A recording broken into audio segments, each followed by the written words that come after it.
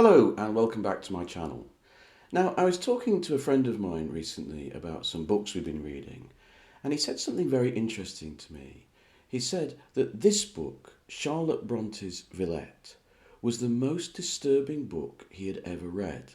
Now, this surprised me a little bit. Charlotte Bronte, this book about a young woman, a young English woman who goes to work at a girls' school in France and Brittany. Why would this be the most disturbing book he'd ever read? And he explained that the reason was because it was the most powerful portrait of loneliness. Someone, at the start of the book, she loses all her family through some kind of family tragedy, and she decides to go and teach abroad. And she goes to this young girls' school, and there's a sort of low-level hostility towards her, partly because she's English. There's partly some jealousy about, her status as a young woman, and the interest she gets from a local gentry. And so this is what disturbed him, this idea of a lonely person trapped in a place that's sort of against her. And this got me thinking about the books that have most disturbed me in my life and why they've disturbed me. Now, some books disturb us on a very sort of literal level. I'm particularly thinking of this book for me, Blindness by José Saramago, a great Portuguese writer, one of my favourite writers of the sort of latter part of the 20th century.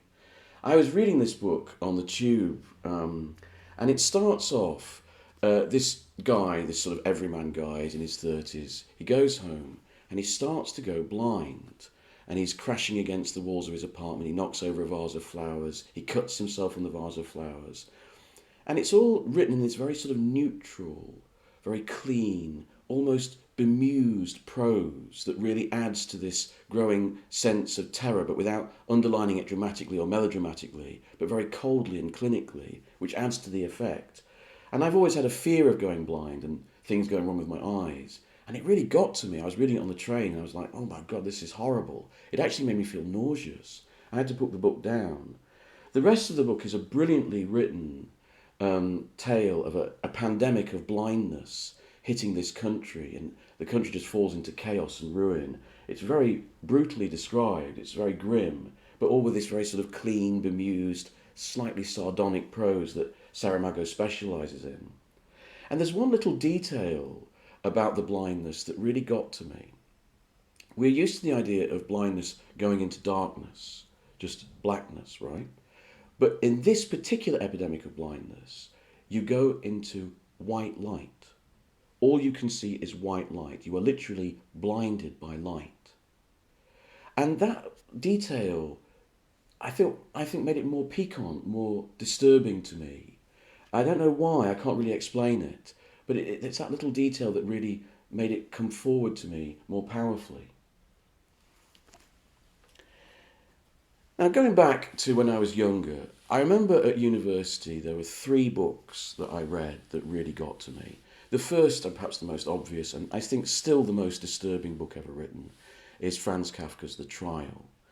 I read this when I was a young man, and I think that is the best time to read the book because it's the ultimate book about the individual versus the state. The individual fighting this kind of totalitarian weight of the state. This young man called Kay is one night, the police come to his door, and he's charged with a crime which is never specified, and he's put through this labyrinthine, surreal justice system. And brilliantly, and this is why the book is really disturbing, he starts to feel his guilt.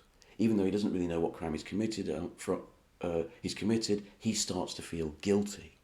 This is the brilliance of what Kafka is showing, that the state is so powerful against the individual that it can make you feel its way rather than your own way. Your own unconscious starts to battle against you.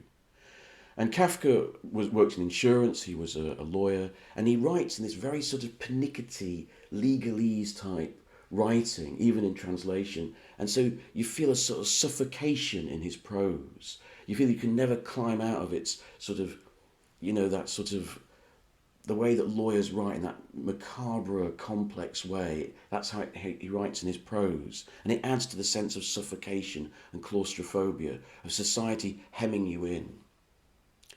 The other book that really got to me was, of course, our old favourite, Joseph Conrad's Heart of Darkness. Yes, I'm one of those people who fell in love with Heart of Darkness. I absolutely worship this book still. I still think it's one of the most disturbing books I've ever read. These days, it's discussed in terms of its political implications about imperialism and colonialism, which is a very interesting aspect of that. Conrad, of course, saw this firsthand. He worked in the Merchant Navy, first for the Belgians, so he saw what was happening in the Congo, and then for the British.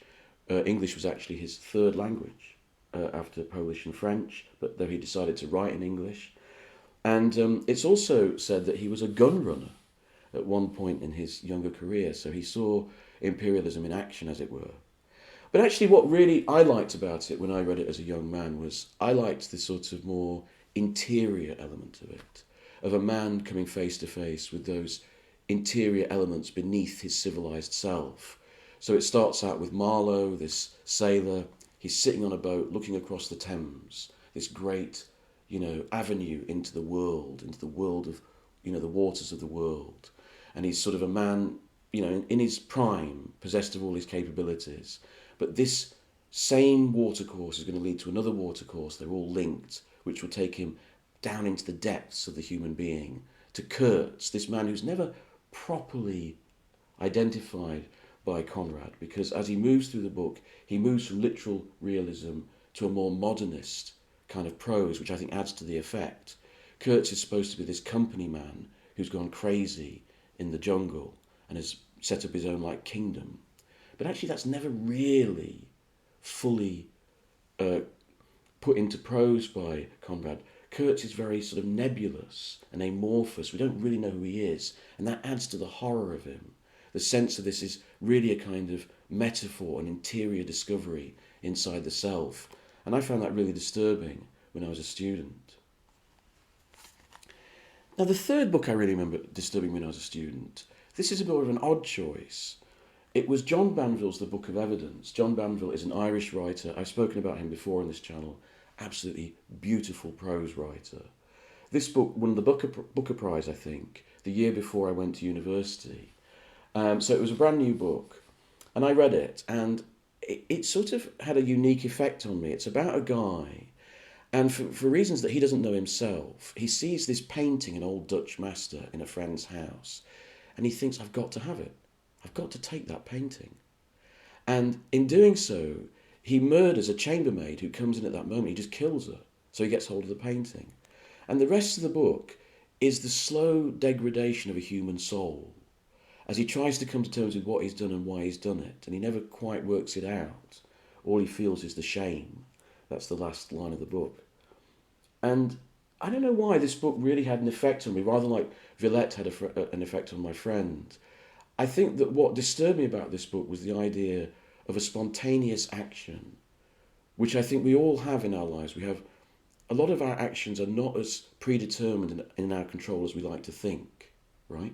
And this is a novel about someone who does something terrible without really understanding it, and then not being able to come to terms with it, but exploring his psychology in real depth and intelligence.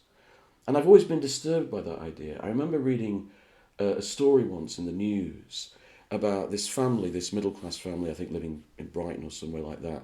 And one day the husband just walked out to where his wife was in the garden and started beating her with a hammer, I think, something horrible. She survived, and in court she pleaded for him and said this is not him, this was some kind of moment that he had, some kind of brainstorm. I saw a very affecting documentary about it. And this book disturbed me in the same way, that we're not as in control of ourselves as we like to think. But then I thought, those are the books that disturbed me when I was a student. But then I thought, well, I went even further back. What about when we were young? I don't know, my generation at school, we were given books when we were about 13 or 14, sort of set texts, that really, looking back, I think we were too young for, because they're actually some of the most disturbing books in the English language in the 20th century. One of them is Lord of the Flies by William Golding. I don't know if this is still given to children, partly because it has some rather dodgy language in it these days, which is censored, Roald Dahl style, but worse. But Lord of the Flies was one of those books given to us when we were, my generation. And it is a uniquely disturbing book about this group of kids who are stranded on a desert island and set up their own society. And they sort of turn savage, and they start killing each other. And it was made into a film by Peter Brook. And I think Golding Golding's out of fashion these days, isn't he? Don't you think? But I think he's a brilliant writer. And every single book of his I've read really gets to me and really has powerfully, emotionally, and spiritually gets to me. And I remember reading this when I was a kid. I was about 13 when I read it, and it really struck me. But I think looking at it now, I think I'd like it even more reading it now. And I think it would have even more impact understanding life as I do later on. I also feel this way about George Orwell's 1984, which is still a text given to children. But how can children really appreciate the complexity of what Orwell is saying about totalitarianism and again about the state versus the individual, unless you've experienced several different governments and several different approaches to politics? I think that 1984 in some ways is a book that's being belittled by giving it to 13 to 14-year-olds. You really need to read it later on when you've started to understand leftism, conservatism, totalitarianism, liberalism, all these concepts, which are brilliantly outlined by Orwell. And as I get older, and in the age we're living in, Orwell's work becomes more and more prescient. He was so right about so many things, about, for example, the desire of, shall we say, the leftist state to establish truth. And then that is what the truth is that you're given, and you better believe it. And it's just going to be given to you again and again. And there is no empirical truth, there is no historical truth, there's only the truth given to you by the party. I think that was very prescient of Orwell. And I think also his discussion of history, how if you control history, you control the present and the future. This is what Putin is trying to do in Mariupol, what the Russians did in old Prussia. They took away the history, they changed it to suit a Russian narrative. And it's what happens now in this country, where left-wing and right-wing historians are fighting over how to portray history, because there's a realisation that then that controls the narrative of the present and the future. Orwell was very right about that. I wonder how, I've only just started to realise and think about these things recently, but can 13 and 14-year-olds really appreciate that? I also think that in teaching children 1984 about totalitarianism, totalitarianism seems like a science fiction dystopia.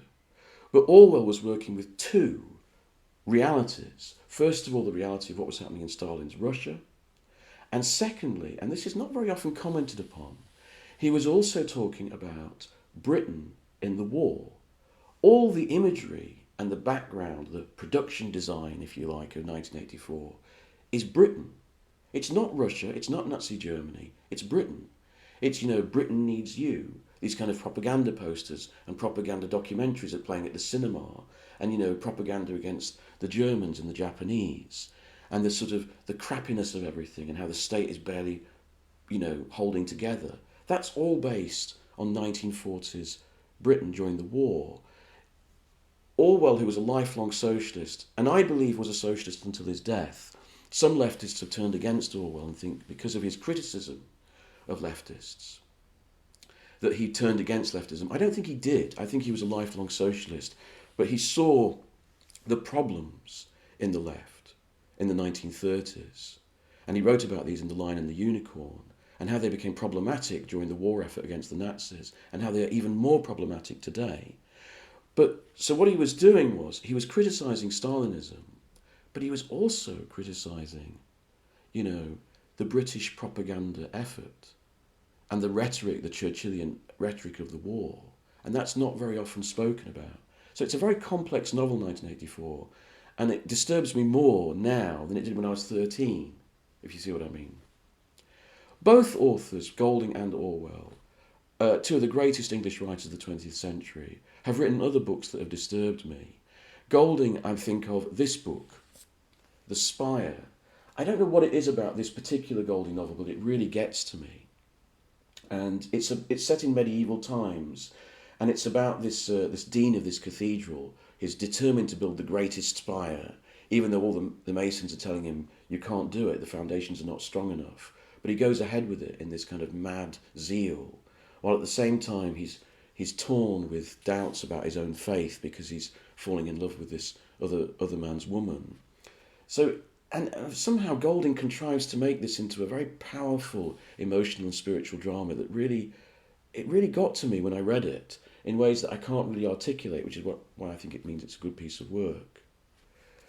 The most disturbing Orwell book for me after 1984 is Homage to Catalonia, which is Orwell's report, really, of his experiences fighting for the communists in the Spanish Civil War, 1936 to 1939, which I still think is the best account of that war, and I still think is the best account by anyone of partaking in a war that you feel is a just cause, right?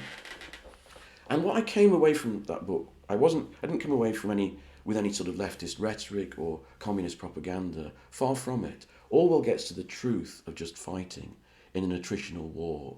And the thing that I came away with was the powerful sense of how cold and hunger are the two things that get to people more than anything. If you're cold and if you're hungry, you cannot think about ideals and war and country. All you can think about is that you're freezing and that you are hungry.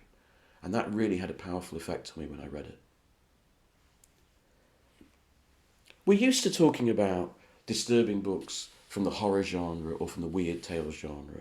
There's also the science fiction genre. I'll just talk about two books that I think are uniquely disturbing from that genre. One is Rogue Moon by Algis Budrys. This is a brilliantly written novel, but it's quite hard to like because really its subject matter is death. And in the course of this book, one man dies over and over and over again. They've discovered on the dark side of the moon this weird labyrinth set up by aliens, but they don't know its purpose and they don't really know what's inside it. And every time they send someone into it, they get killed by these various horrible traps. So they create this system where this one guy, he can be cloned, so he can go into the labyrinth over and over and over again, and he keeps dying and coming back to life, dying and coming back to life. It's a remarkably perverse, morbid novel. It's brilliantly written, but it's quite hard to take. But if you fancy something different, try it. Another uniquely disturbing science fiction novel is J.G. Ballard's The Crystal World. Now, some people would argue that all of J.G. Ballard's films are disturbing, like books are disturbing. High Rise, Crash, Concrete Island, I love them all. But The Crystal World I find uniquely disturbing, and it's one of his early science fiction novels. It's about a man who's a doctor, and he arrives in Africa, and he's trying to get to a leper colony in the interior, a bit like Heart of Darkness. But a weird phenomenon is occurring, that the world is turning crystalline. So trees are becoming gems, and emeralds and rubies are appearing on plants and animals. Even human beings are turning into rock. And the last third of the book is a tour de force.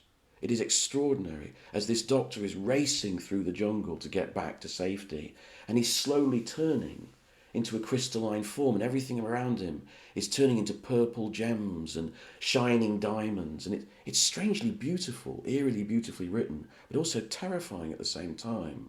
And at the end, there's the implication that he's going to go back, that he can't leave it, that he's going back into this world.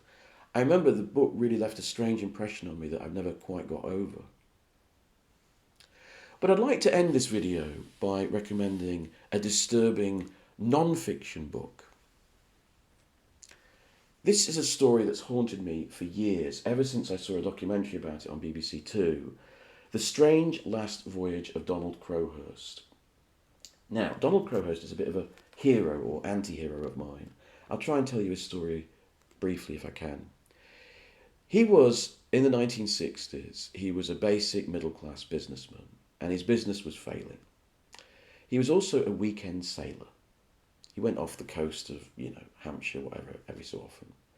And in a moment of madness, he decided that to help promote his businesses, he would take part in the very first round-the-world yacht race. One of the most difficult enterprises ever undertaken, and this weekend sailor decided to put himself up for it. So he got this boat together, he got some sponsorship together, it helped his business, and off he went. He got basically down to the South Atlantic, and he realised his boat wasn't going to take it, and he wasn't a good enough sailor. So what he did was, he parked himself off the coast of Brazil, right? And he thinks, I'm going to stay here till they come back They're going to go round the Cape of Africa, go that way, and they'll come round the Cape of South America, and they'll come back, and I'll rejoin them then. And in the time being, I'm going to sit here off the coast of Brazil. And what he did was, he decided to make up his logbook. So he listened on the radio to the other competitors, and he made up his logbook. He turned himself into a writer, creating fiction. And he also filmed himself on camera.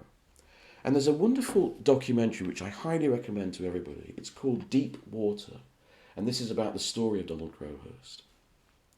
And you can actually see this footage he took of himself, talking to camera, like a sort of home video many years later. And what you're watching is a man slowly losing his mind. It's very powerful and very moving. You're seeing someone who's, this weekend, say, they're turning himself into an artist and turning himself slightly insane. And then what happened was this. The other sailors start coming up the Atlantic. They're on the way back on the home straight. Now, Crowhurst has worked this out. He works out that he doesn't want to be in the top three because the top three will have their logbooks studiously scrutinised. So he's going to come fourth. That way they won't look at his logbooks, but he'll have finished the race and he'll get all the acclaim. So they come up, he lets the three boats go past, and he sets off. He's going to do it, right? And then what happens is, one of the boats, I think the boat that was second, the Dutch boat, I believe, sank.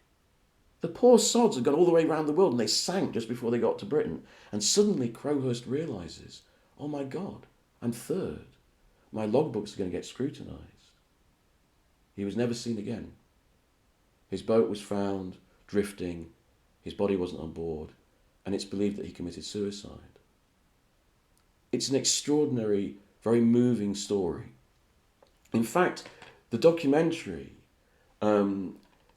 also goes into the stories of the other sailors like Russell Knox, who won, but also Moitessier.